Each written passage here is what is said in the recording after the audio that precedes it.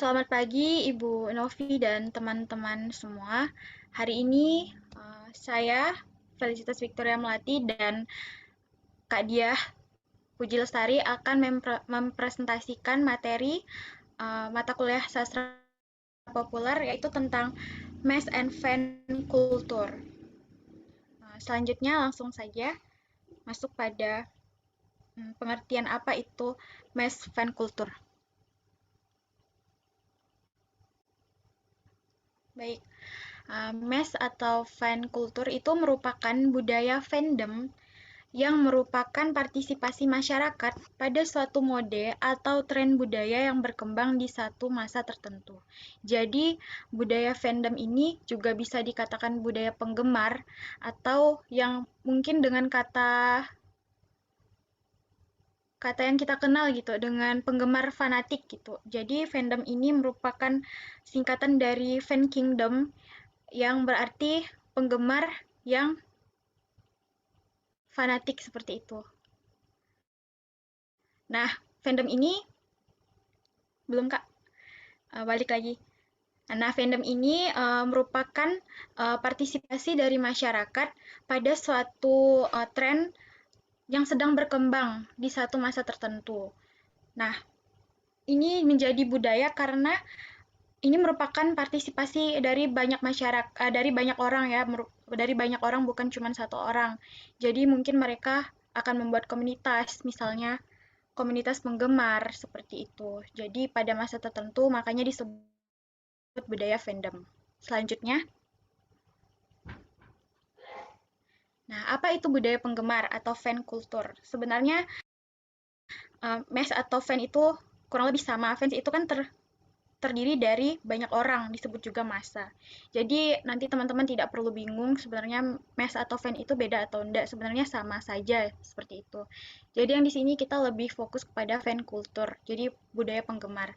Nah, di sini dikatakan budaya penggemar atau fandom adalah istilah yang menggambarkan komunitas yang dibangun di sekitar kesenangan bersama dari aspek budaya populer, seperti buku, film, acara TV, band, tim olahraga, atau lain-lain. Nah, budaya penggemar adalah contoh budaya partisipatif. Budaya partisipatif ini melibatkan penggemar yang bertindak tidak hanya sebagai konsumen, tetapi juga mereka sebagai produsen dan pencipta beberapa bentuk media kreatif. Meskipun sebagian besar budaya penggemar itu termasuk penggemar olahraga misalnya dan penggemar grup musik, memiliki unsur budaya partisipatif, fandom media khususnya mendorong ekspresi kreatif dan produksi artistik oleh para pesertanya. Nah, ini nanti akan dijelaskan lebih lanjut dengan contoh-contoh selanjutnya. Nah, Janskin dan kawan-kawan mendefinisikan budaya partisipatif secara lebih spesifik sebagai budaya yang terdiri dari yang pertama itu hambatan yang relatif rendah untuk ekspresi artistik dan keterlibatan masyarakat. Jadi, budaya partisipatif ini hambatannya itu rendah, sehingga ini tuh memungkinkan terjadi seperti itu. Untuk berekspresi itu seperti mungkin terjadi karena hambatannya itu relatif rendah. Jadi uh, apa ya, dengan gamblang saja itu bisa terjadi. Kemudian adanya keterlibatan masyarakat juga. Nah, kemudian yang kedua itu ada dukungan kuat untuk membuat dan berbagi kreasi seseorang dan orang lain. Jadi, dalam budaya partisipatif ini ada dukungan juga yang membuat orang lain dan sesamanya tuh bisa saling berbagi kreasi seperti itu. Ketiga itu ada beberapa jenis bimbingan informal di mana anggota yang paling berpengalaman itu menyampaikan pengetahuan mereka kepada para pemula. Nah, dalam budaya partisipatif ini tadi, inilah dia yang disebut penggemar tadi. Jadi ada mungkin penggemar yang mungkin lebih senior, kemudian mereka membentuk suatu komunitas, kemudian mereka membimbing anggotanya untuk apa ya, menyampaikan pengetahuan tentang apa yang sedang mereka gemari, misalnya tentang buku atau tentang film, seperti itu.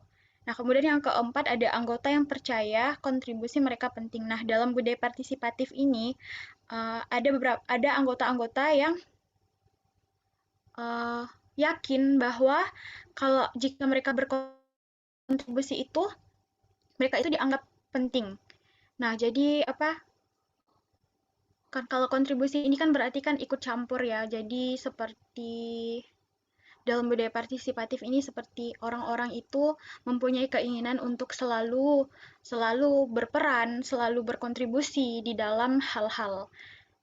Nah, kemudian yang terakhir ada anggota yang merasakan tingkat hubungan sosial satu sama lain dan peduli dengan pendapat anggota lain tentang kontribusi mereka. Nah, dalam budaya partisipatif ini namanya saja sudah budaya partisipatif, jadi ada orang-orang yang memiliki tingkat hubungan sosial yang tinggi dan rasa peduli dengan uh, orang lain seperti itu. Jadi mereka membuat suatu kelompok yang mungkin yaitu tadi karena mereka menggemari sesuatu, mereka membuat kelompok, kemudian berhubungan sosial dan peduli dengan kelompoknya seperti itu. Selanjutnya,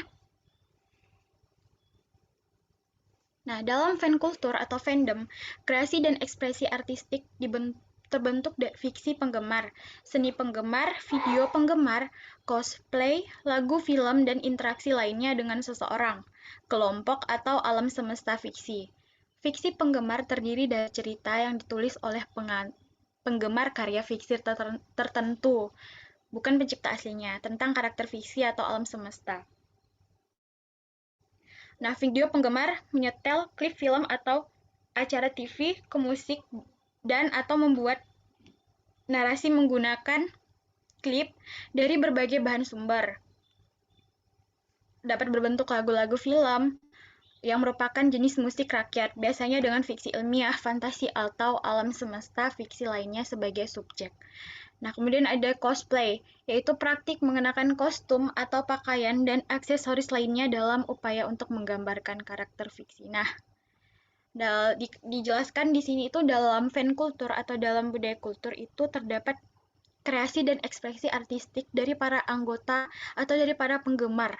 Dapat digambarkan dengan tadi itu ada penggemar fiksi, penggemar seni, penggemar video atau cosplay, atau malah lagu dan film. Mereka itu saking gemarnya, mereka dapat menciptakan fiksi-fiksi yang baru yang mungkin sejalan atau senada dengan yang mereka gemari, tetapi itu bukan dari pengarang atau pencipta lagu aslinya gitu, seperti itu. Tapi dari mereka karena mereka menggemari sesuatu hal itu sampai mereka itu menciptakan hal yang mungkin sama seperti itu, seperti imitasi lah, mengikuti seperti itu.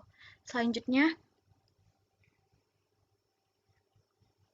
nah, budaya penggemar modern berasal dari fandom Star Trek pada 1960-an. Ini dari Hellickson dan Bush. Pada saat itu, para penggemar umumnya menyebarkan kreasi mereka melalui fanzine atau konvensi. Baru-baru ini, internet telah memungkinkan budaya penggemar menjadi lebih luas dan lebih mudah diakses. Daripada mengirimkan sebuah karya fiksi penggemar ke sebuah majalah, jika diterima akan difotokopi bersama dengan karya-karya lain dan dikirim ke milis. Penggemar modern dapat memposting karya mereka secara online. Nah, dikatakan di sini bahwa budaya penggemar modern itu berasal dari fandom Star Trek. Dan di zaman sekarang ini karena sudah banyak media online, jadi sekarang sebuah karya dari fiksi penggemar, dari penggemar fiksi itu tidak lagi mereka kirimkan ke majalah atau zine di mana jika diterima itu harus difotokopi dulu gitu. Tapi sekarang itu mereka juga bisa kirim ke platform-platform media sosial jadi lebih mudah tersebar seperti itu. Selanjutnya, nah, cendekiawan media Henry Jenkins mengontraskan budaya partisipatif dengan budaya konsumen. Menyarankan bahwa penggemar memburu dari media populer, mengambil ide dari teks dan membacanya kembali dengan cara yang kreatif untuk kegunaan mereka sendiri. Salah satu teori budaya populer menyatakan bahwa industri budaya, perusahaan misalnya produsen media seperti jaringan TV dan studio film, memprioritaskan keuntungan dengan mengorbankan kualitas dan bahwa budaya pop adalah bentuk hegemoni yang digunakan untuk menyebarkan ideologi dominan. Nah, Henry Jenkins ini mengatakan bahwa dalam fan kultur itu terdapat budaya partisipatif dengan budaya konsumen, di mana penggemar itu memburu media yang populer seperti cerita fiksi yang populer seperti yang dijelaskan tadi di atas. Nah, mereka itu membaca atau menonton, menikmati karya-karya itu dengan cara mereka sendiri. Kemudian Namun teori budaya partisipatif menunjukkan bahwa alih-alih menjadi nipu budaya, ketidakcocokan sosial dan konsumen yang tidak punya pikiran, penggemar media dapat dipahami sebagai produsen aktif dan manipulator makna. Nah, ini maksud Janiskin ini dari fan culture tadi, penggemar ini mereka karena budaya partisipatif yang ada dalam diri mereka, mereka malah dianggap penipu budaya misalnya atau adanya ketidakcocokan sosial. Malah mereka dianggap konsumen yang tidak punya pikiran, tapi Janskin ini menepis apa pemikiran itu, malah penggemar penggemar fanatik ini tadi dianggap sebagai produsen aktif dan manipulator makna, di mana mereka itu dapat mengembangkan kembali karya-karya seni atau karya-karya sastra yang mungkin mereka gemari gitu. Nah, sampai dibilang mereka itu menjadi manipulator makna. Mereka bisa menciptakan kembali makna-makna yang ada dalam karya-karya yang mereka gemari seperti itu.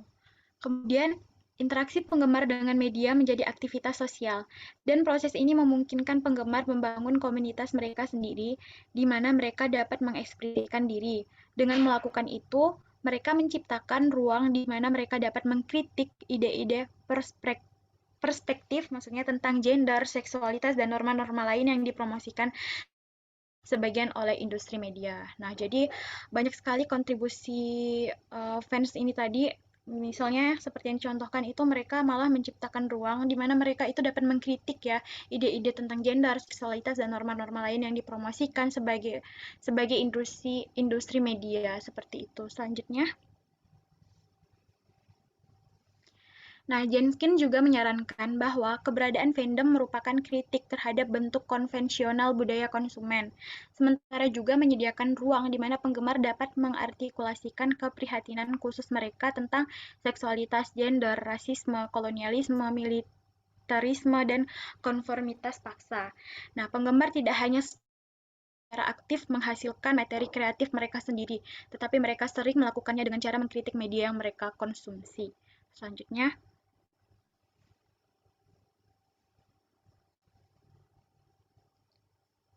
oke. Uh, Mohon maaf Kak, ini udah di slide berapa ya? Fandom dan identitas. Baik, selanjutkan saja. Fandom dan identitas. Kopa 2013 menyatakan bahwa sebagian besar penulis fanfiction adalah wanita. Umumnya, aktivitas transformatif seperti membuat fanfiction atau fan art, fanfics, dan lain-lain diasosiasikan dengan penggemar wanita. Sebaliknya, aktivitas kuratif atau afirmasi seperti menghafal trivia atau mengumpulkan merchandise cenderung diasosiasikan dengan penggemar pria, meskipun kedua jenis aktivitas penggemar tidak saling eksklusif. Dan meskipun orang-orang dari semua jenis kelamin terlibat dalam bentuk aktivitas tertentu, stereotip gender yang terkait dengan setiap jenis fandom tercermin dalam apakah mereka terlibat dalam aktivitas tersebut diperlakukan sebagai serius penggemar. Nah, di sini Kopa itu mengatakan bahwa sebagian besar penulis fanfiction adalah wanita. Tapi ada juga penjelasan yang mengatakan bahwa ada stereotip yang timbul dari pemikiran-pemikiran ini. Jadi seperti yang dikatakan pada kalimat kedua di paragraf kedua, sebaliknya, aktivitas kuratif dan atau afirmasi seperti menghafal trivia atau mengumpulkan merchandise cenderung diasosiasikan dengan penggemar pria. Jadi di sini ada perbedaan penggemar wanita dan penggemar pria. Kalau penggemar wanita tuh misalnya mereka itu umumnya itu melakukan aktivitas transformatif seperti membuat fanfiction. Jadi mereka seperti mengarang karena mereka senang jadi mereka ikut mengarang fanfiction tadi fan art seni, kemudian ada fanfics dan lain-lain. Sedangkan untuk yang pria, mereka lebih senang pada aktivitas yang kuratif atau afirmasi seperti mereka itu mengumpulkan barang-barang yang mereka suka ya, seperti contohnya ada ini seperti teman saya, mereka suka sama Avengers. Jadi mereka mengumpulkan Jadi dia mengumpulkan apa ya, miniatur-miniatur yang berbentuk apa, tokoh-tokoh dalam Avengers itu, seperti adanya Hulk, terus kemudian Superman dan lain-lain, karena itu banyak kan. Nah, kemudian itu digambarkan dalam dalam perbedaan gender. Nah, jadi ada identitas dari penggemar juga seperti itu. Selanjutnya, nah, Henry Jenkins menulis bahwa komposisi fandom media yang sebagian besar perempuan mencerminkan perpecahan historis dalam komunitas penggemar fiksi ilmiah antara penggemar sastra tradisional yang didominasi laki-laki dengan gaya fandom media yang lebih baru dan lebih feminim. Perpecahan ini tercermin dalam hasil kreatif yang dihasilkan oleh penggemar, terutama perempuan. Fiksi penggemar seringkali membawa pengalaman penggemar fiksi maksudnya ini ya.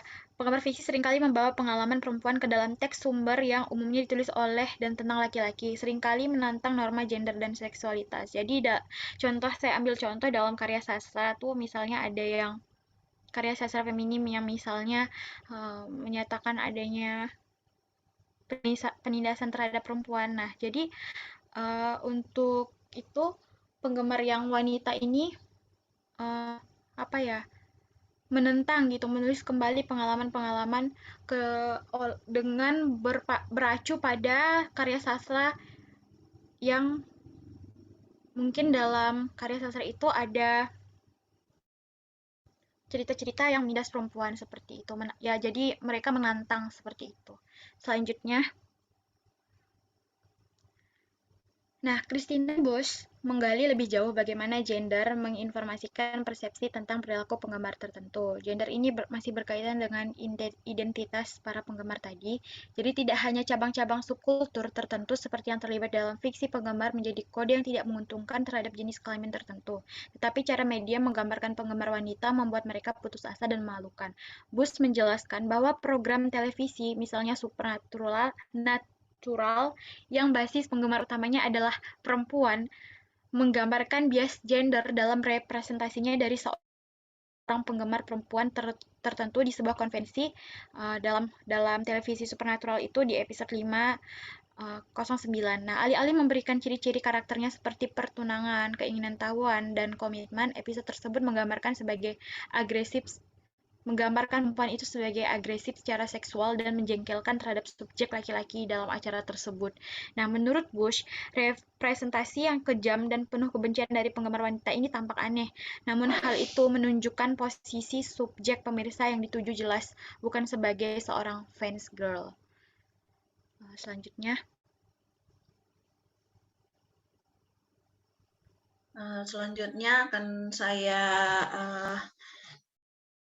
perkenalkan. Menurut Sarah Getson dan Robin Reid, fanboy default memiliki ras, kelas, dan seksualitas yang dianggap jadi di dalam seksualitas yang dianggap mereka itu seperti kulit putih, kelas menengah atas, jadi kelas sosial, terus ras, kemudian kebanyakan juga ini warna mata, warna kulit, warna rambut. Jadi mereka menggabungkan kedua hal gitu, jadi heteroseksual. Kemudian profil peserta fandom juga stereotip dan seringkali tidak benar. Jadi yang mereka terapkan itu sesuai dengan apa yang mereka inginkan. Jadi tidak sesuai dengan yang lingkungan inginkan. Jadi menurut Sarah Getson dan Robin Reid itu fanboy itu juga memiliki kelemahan dan kelebihan. Nah, kemudian Stanfield lebih lanjut menyatakan bahwa tren keseluruhan penggemar yang digambarkan sebagai kulit putih dalam budaya populer itu berfungsi untuk memperkuat bahwa kulit putih adalah harapan bagi para penggemar. Jadi stereotipnya itu mungkin kalau untuk di Eropa mereka menggunakan kulit putih itu sebagai orang yang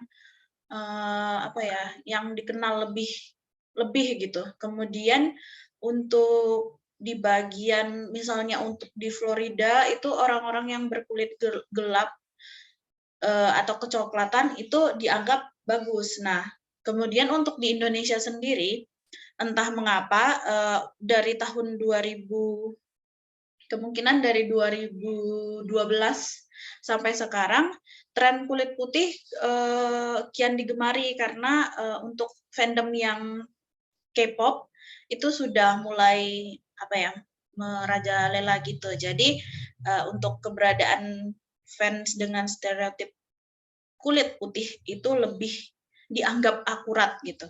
Kemudian fandom sebagai budaya konsumen. Nah, Matt Hills ini meneliti interaksi antara produksi dan konsumerisme yang dikritik oleh budaya penggemar. Jadi ada beberapa budaya yang berbeda itu mengubah cara mereka menganut suatu hal tradisional dengan apa ya, membabi buta gitu. Jadi mereka memiliki komitmen di dalam suatu grup tersebut. Jadi fandom ini diekspresikan mengikuti tren yang ada di dalam tren yang mereka apa ya, mereka anut gitu. Jadi seperti mereka memiliki tren gaya berpakaian atau gaya warna rambut pada suatu buku tertentu, kemudian pada komik tertentu, dan video-video tertentu. Video ini bisa saja berupa anime ataupun film. Nah, jadi mereka akan mengkoleksi barang-barang dari hal kecil saja, misalnya gaya rambutnya, terus kemudian di kupingnya itu menggunakan anting. Nah, itu mereka akan mengoleksi hal-hal kecil. Jadi mereka bisa menganggap diri mereka itu sebagai kolektor suatu tren. Itu yang dimaksudkan sebagai fandom yang apa ya, konsumeris lah. Jadi fandom itu karena dia disebutkan sebagai fan kingdom kan. Jadi fan kingdom ini memiliki fanatisme yang berlebihan, bisa dikatakan berlebihan, tetapi untuk di dalam fandomnya mereka sendiri itu tidak berlebihan. Jadi seperti baju yang tren dipakai oleh karakter atau seseorang atau artis yang ada yang mereka idolakan itu, maka akan mereka beli berapapun harganya. Sebagai contoh itu waktu itu sedang marak BTS. BTS itu ada sapu tangan bertuliskan BTS, kemudian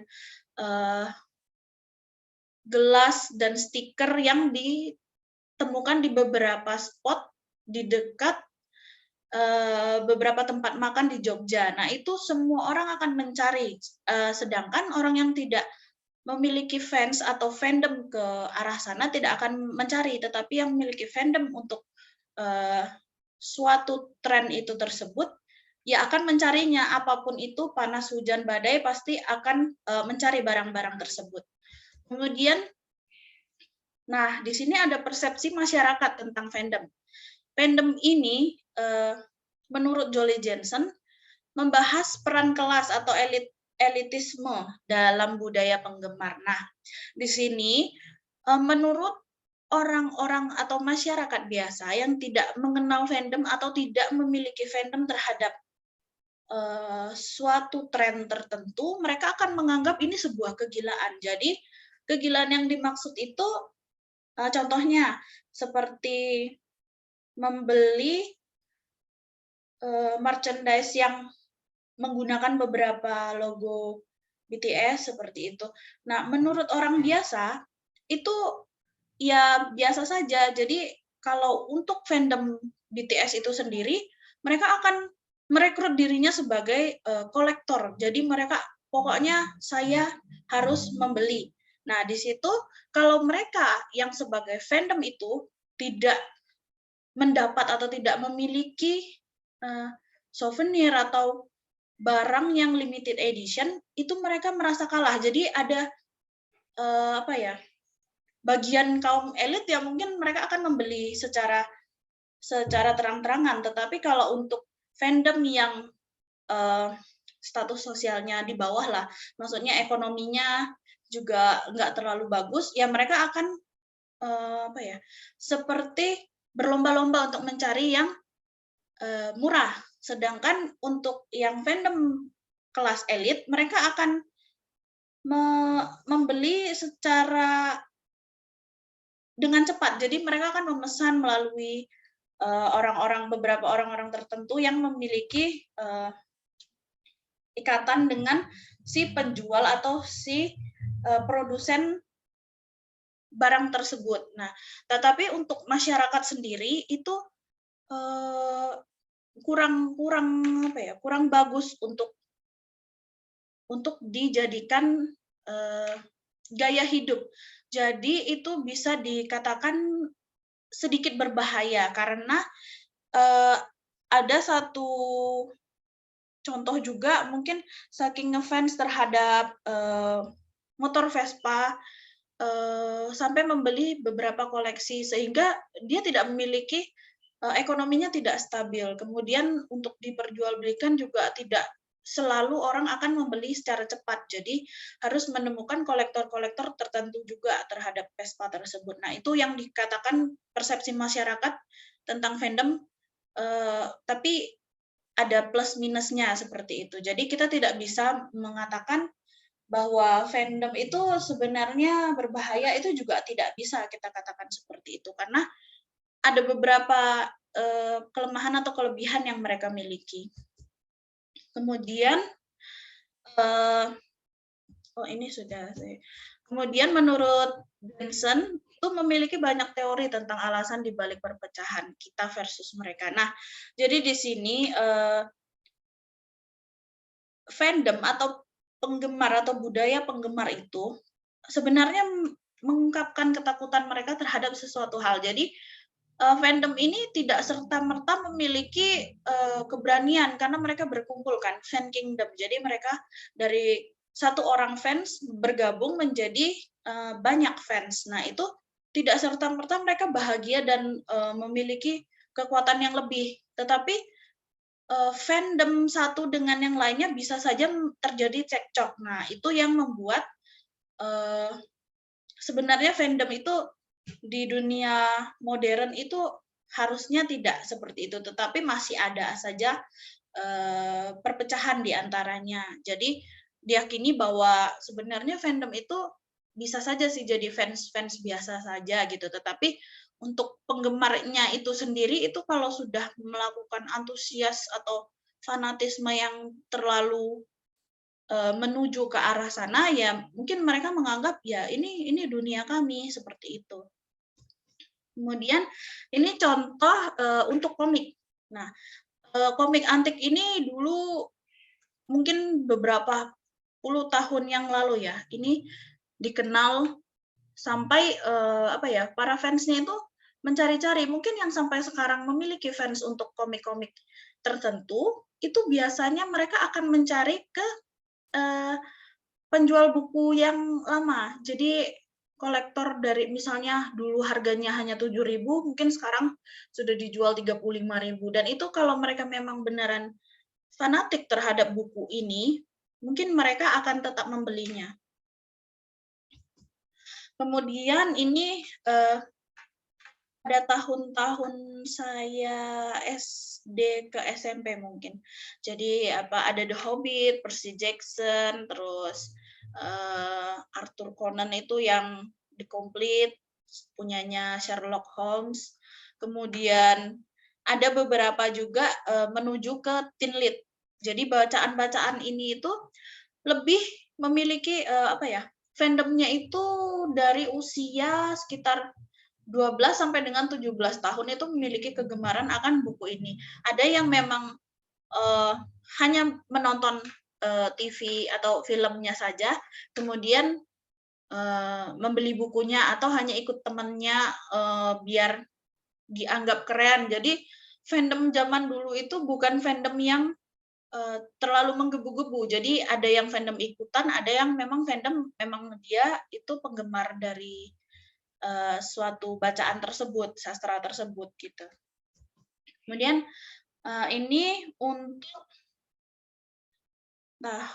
sekitar tahun mungkin menuju saya SMA, ini The Hunger Games ini sangat terkenal. Jadi mengeluarkan buku tuh banyak sekali tipe-tipenya, kemudian New Adventure of Alice, terus ada juga Alice in Wonderland, sampai ada fandom-fandom yang memiliki kelas apa ya, penggemar sastra gitu. Pada angkatan saya membeli baju yang mirip dengan Alice in Wonderland, terus zaman dulu juga sempat mengoleksi buku Narnia.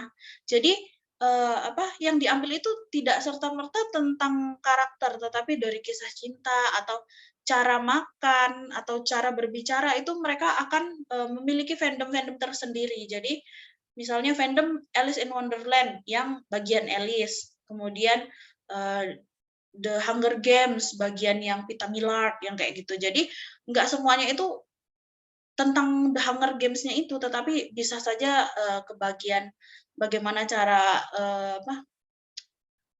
bertahan hidup, bagaimana cara si karakter memperlakukan wanita. Jadi itu tergantung dari para fandom tersebut.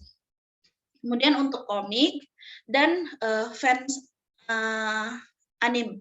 Jadi dulu itu saya punya teman yang sangat apa ya, tertarik terhadap anime dan komiknya, serta memiliki cara pandang kalau ingin memiliki pasangan tuh yang sesempurna yang ada di bacaan atau apa, visualisasi komik tersebut. Nah, jadi di situ dia mengikuti tren-tren terbaru. Nah, jadi ternyata ada fandom yang saya agak lupa itu karakternya apa, tetapi satu wanita yang menggunakan baju serba mini. Nah, itu nanti yang fanboy-nya akan apa ya, mencari acara yang selalu ada cosplay-nya tentang si karakter cewek tersebut. Nah, jadi kegunaannya fangirl di anime ini biasanya mereka yang akan menggunakan kostum tersebut, sedangkan yang boy itu akan menggunakan kostum tertentu yang disukai oleh fangirls tertentu juga. Jadi untuk saling menarik perhatian gitu. Jadi fans di anime ini lebih diutamakan untuk mengekspresikan apa yang mereka dapat, tetapi tidak selalu mengekspresikan apa yang mereka pikirkan. Jadi kalau mereka suka terhadap salah satu cewek yang cosplay di sana, nanti akan ditanyai, kamu suka apa, karakter apa. Nah, ternyata yang dia suka itu karakter boy. Nah, maka si fanboy ini besoknya ketika ada acara dia akan menggunakan kostum tersebut, seperti itu. Terus contoh budaya penggemar di sarana hiburan. Nah, sarana hiburannya ini kami mengambil contoh untuk yang di Indonesia ya. Jadi untuk Indonesia dan dari remaja akhir mau ke dewasa lah. Karena ini menggunakan beberapa reality show. Jadi contoh-contohnya itu seperti tayangan mistis pada malam hari itu yang presenternya itu Tukul Arwana. Jadi mereka mencari tempat-tempat yang memang mistis dan memang mengalami beberapa pengalaman yang sangat misterius gitu. Dan itu memang benar-benar terjadi. Entah kalau yang sekarang itu sudah disetting atau bagaimana, tetapi itu akan menarik perhatian beberapa orang yang memang suka tentang supranatural gitu. Mereka akan membuat fandom dan kalau di Indonesia ini orang yang memiliki apa ya, kepercayaan terhadap klinik itu mereka akan berkumpul menjadi satu, kemudian saling berbagi ilmu tentang ya cara bertahan, kemudian cara mengirim sesuatu tanpa mengantarnya seperti itu. Nah, kemudian untuk yang reality show yang bersifat religius itu biasanya kita kenal dengan apa ya, yang tanya dong mah. Nah, jadi itu mereka akan yang memiliki fandom terhadap religiusnya itu tinggi, ya mereka akan berkumpul menjadi satu. Yang biasanya kita kenal untuk di agama Islam itu ya seperti mengaji dan ibu-ibu pengajian atau ibu-ibu kasidahan. Nah, seperti itu. Kemudian untuk contoh-contoh reality show yang komersial di Indonesia itu ya untuk beberapa saja ya. Untuk yang Hari yang Aneh di Antv itu mereka mengerjai orang-orang. Jadi untuk orang yang memiliki sifat jahil ya mungkin mereka senang terhadap tayangan tersebut. Tetapi jika tidak suka jahil terhadap orang, mungkin mereka akan jengkel terhadap hal tersebut. Kemudian ada termehek-mehek. Nah, itu orang yang menyukai sisi romantisme atau pertengkaran di antara hubungan dua orang itu ya akan menyukai, mereka akan membuat perkumpulan fans. Jadi mereka akan nonton bersama, kemudian sharing tentang apa yang ditonton hari ini dan menggabungkan kedua hal yang misalnya seharusnya mereka tidak bertengkar kalau mereka seperti ini. Nah, itu jadi mereka mencari solusi. Jadi fandomnya itu berbeda-beda. Nah, untuk yang dicontohkan oleh Mbak Felis juga tadi ada klip film atau acara TV ke musik. Nah, di sini itu contohnya seperti ini, Indofitgram. Zaman tahun 2015 mungkin, 2014-2015 itu ada terkenal dengan Indofitgram. Jadi anak-anak yang memiliki fans terhadap anime, mereka akan menggunakan kostum. Jadi mereka akan cosplay mengikuti video-video yang mereka sudah tonton. Jadi mereka mereka produksi ulang untuk video tersebut. Nah, kemudian untuk yang fantasi atau alam semesta tadi, yaitu contohnya seperti mungkin kalau untuk alam semesta sendiri itu mungkin ada yang nonton atau tidak, seperti My Trip My Adventure, terus Pepi the Explorer, itu mereka mengeksplor alam semesta. Jadi ada tempat hiburan atau wisata alam yang terbaik di Indonesia, mereka akan perkenalkan melalui acara TV tersebut. Nah, orang yang memiliki kesan atau fans terhadap alam semesta, mereka akan menontonnya dan memiliki daya tarik untuk mencoba hal-hal yang dicontohkan di dalam program TV tersebut. Jadi kesimpulan dari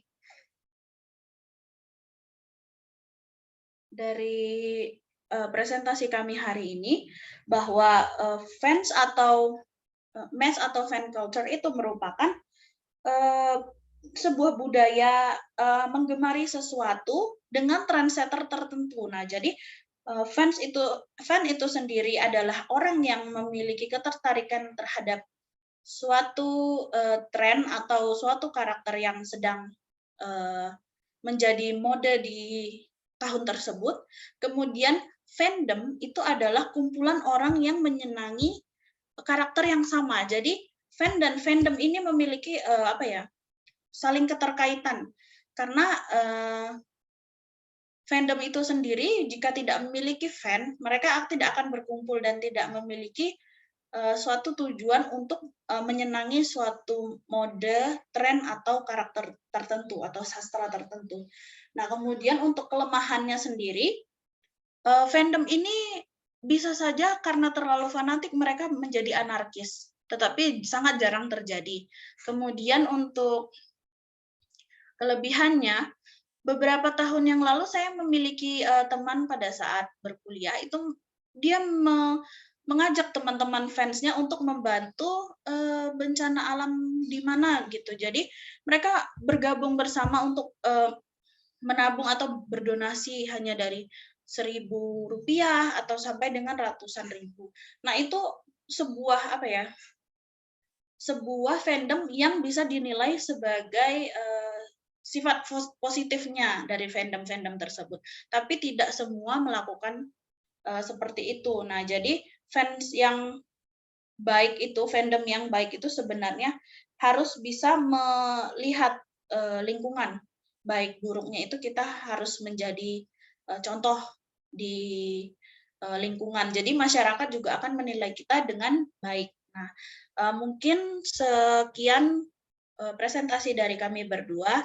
Jika ada kesalahan mungkin bisa ditambahkan. Jika ada pertanyaan mungkin nanti ditanyakan di grup WA. Terima kasih.